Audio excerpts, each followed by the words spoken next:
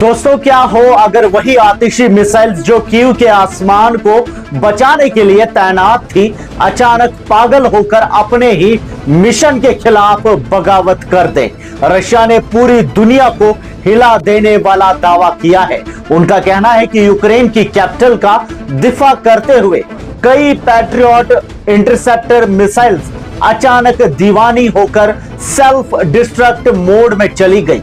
इस खौफनाक दावे ने एक आग लगा दी है कि क्या वेस्टर्न पावर्स ने कीव को एक्सपायर्ड और कबाड़ हथियार देकर मौत के मुंह में झोंक दिया है। यह खुलासा तब हुआ जब गुज़िश्ता हफ्ते रशिया ने मिसाइल और ड्रोन की ऐसी कयामत खेज लहरें बरसाई जिसने यूक्रेनियन कैपिटल को झंझोड़ कर रख दिया। स्पुतनिक न्यूज एजेंसी के मुताबिक फौजी माहिर एलेक्स लीनो ने आग उगलते हुए कहा, ज़ेलेंस्की को सड़ी हुई एक्सपायर्ड जमीन से फजा वाली मिसाइल्स थमा दी गई है। यह धोखा हम पहले भी S-300 सिस्टम्स के साथ देख चुके हैं जो उन्हें पूर्वी यूरोप से मिले थे, और अब वही खौफनाक तमाशा पैट्रियट सिस्टम्स के साथ दोहराया जा रहा है। पोलैंड पर भी उंगली उठ चुकी है जिसने नाटो और अमेरिका के कहने पर यह मिसाइल्स कीव के हवाले की थी। लीनो का दावा है कि रशिया के ये आतिशी हमले यूक्रेन की ड्रोन बनाने की रीढ़ की हड्डी को तोड़ कर रख देंगे, लेकिन यूक्रेन ने भी खामोशी से मौत का एक ऐसा रास्ता चुना जो सीधा रशिया के दिल तक जाता था। एक ही रात में आसमान का रंग बदल गया। यूक्रेनियन ड्रोन्स का एक ऐसा बेमिसाल खौफनाक झुंड आया कि जंग की तारीख में मॉस्को के गिर्द सबसे बड़ा एयर डिफेंस ऑपरेशन शुरू हो गया।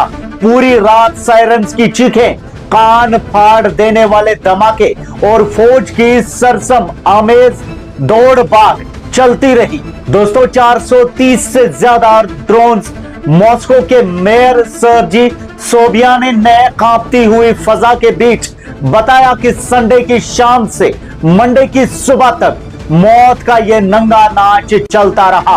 वही आसमान से मलबे की बारिश हुई। अगरचे दावा किया गया कि ज्यादातर ड्रोन्स को हवा में ही राख कर दिया गया, लेकिन 36 ड्रोन्स बिल्कुल मॉस्को की छाती पर पहुंचकर तबाह हुए। उनका जलता हुआ मलबा आसमान से शोलों की तरह गिरा। इमरजेंसी गाड़ियों के सायरन से पूरा खित्ता गूंज उठा और सुबह के उजाले ने जो तबाही दिखाई उसने सबके होश उड़ा दिए। 452 ड्रोन्स का तूफान भी आया।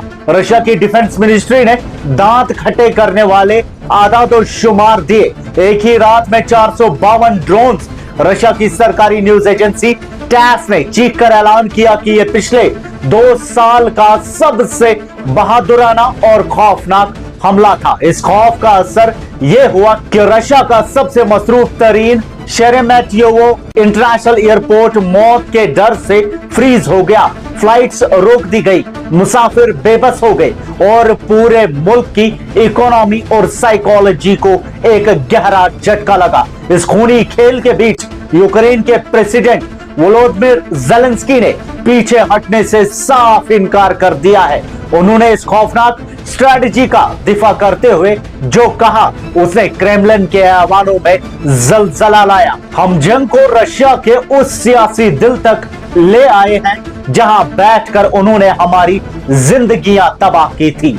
अगर हमारे हमले इसी शिद्दत से बढ़ते रहे तो एक दिन पुतिन के अपने करीबी साथी उन्हें डर के मारे मॉस्को से भगाकर यूरल्स के पहाड़ों के पार भेज देंगे। पुतिन मॉस्को से जितना दूर होगा इस जंग का अंत उतना ही करीब होगा। अब जंग किसी दूर दराज के मैदान में नहीं लड़ी जा रही, अब जंग तख्तो-ताज के दरवाजे पर दस्तक दे रही है। दांव पर सब कुछ लग चुका है और यह आग थमने का नाम नहीं ले रही। आपकी क्या राय है कमेंट्स में हमें जरूर बताएं। मजीद न्यूज अपडेट्स आप तक पहुंचाते रहेंगे। फिलहाल के लिए इतना ही, शुक्रिया।